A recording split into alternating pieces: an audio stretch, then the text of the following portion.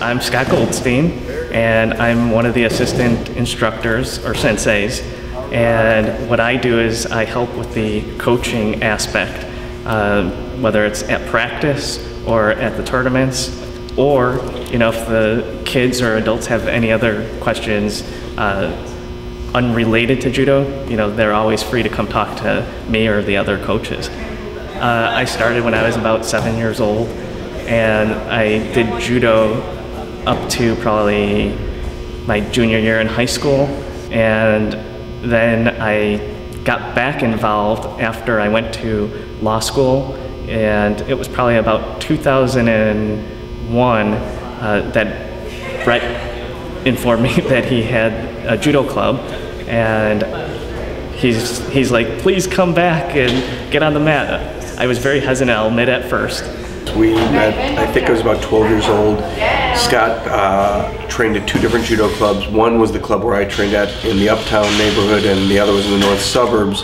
And we met at a tournament, and we traveled all around the country to tournaments together, our families, and it was a lot of fun. He's a good kid. And we were able to reconnect in 2001, I think, and he came by the dojo, and the rest is history. I can't get rid of him now.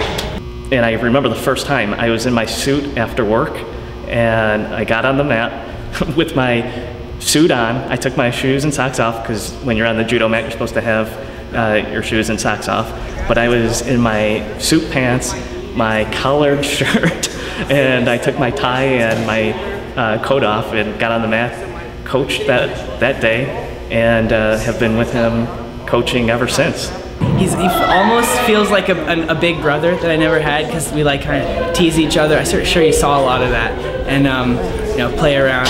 And yet he still knows a lot about judo, and he's very good at teaching without being mean.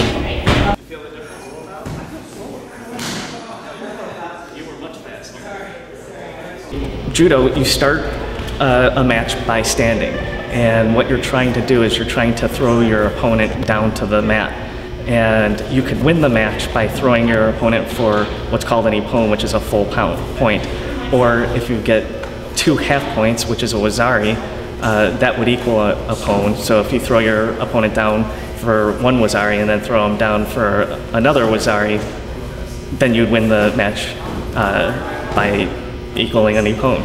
And you could also get points by throwing your opponent for a quarter point, which is a yuko. And you also could win the match if you go onto the mat and pin your opponent for 20 seconds. And another way, once you're 13 and older, you could apply chokes. Yes, it sounds like lots of fun.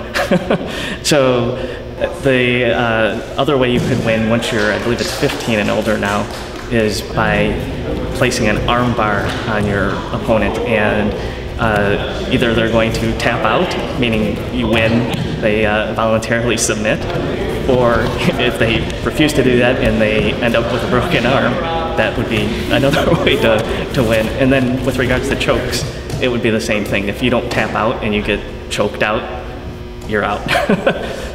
Well, he's more of a mat work player, so I've learned, in judo, I've learned a lot of mat work from him, and he's really developed my all-around game. I think of myself more as a standing player, so he's really helped me with the groundwork. And then, he's taught me also how to be a good person.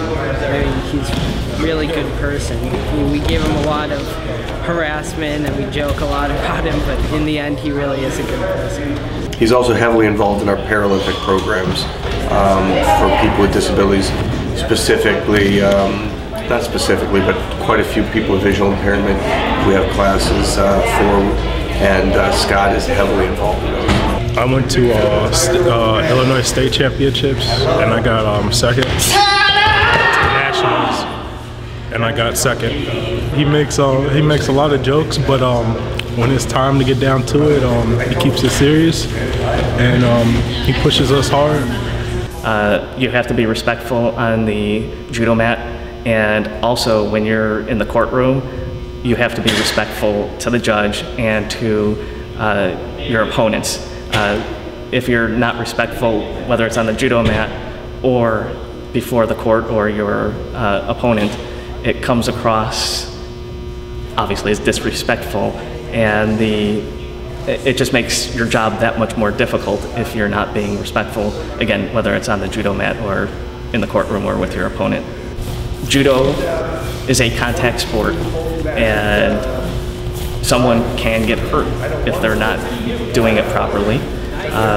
But one of the things that we here at Menominee Judo Club stress is safety, and we make sure that everyone practices their back falls, their forward falls, and that they have the proper knowledge of how to take a fall while they're competing or practicing to try and avoid those types of injuries. That would come to my office. There is, I guess the easiest way to say it is that all the students, whether they're able-bodied, special needs, or have visual impairment, I get a joy working with all the groups. They're tremendous to work with. Scott's he's been very reliable when it comes to attending classes when his schedule allows. He's really big at driving not only me but some of the students to tournaments and workshops, conferences around the area. He's very caring and giving of his time and energy with the students. So he's been a vital part of the growth of the program over the last nearly 15 years.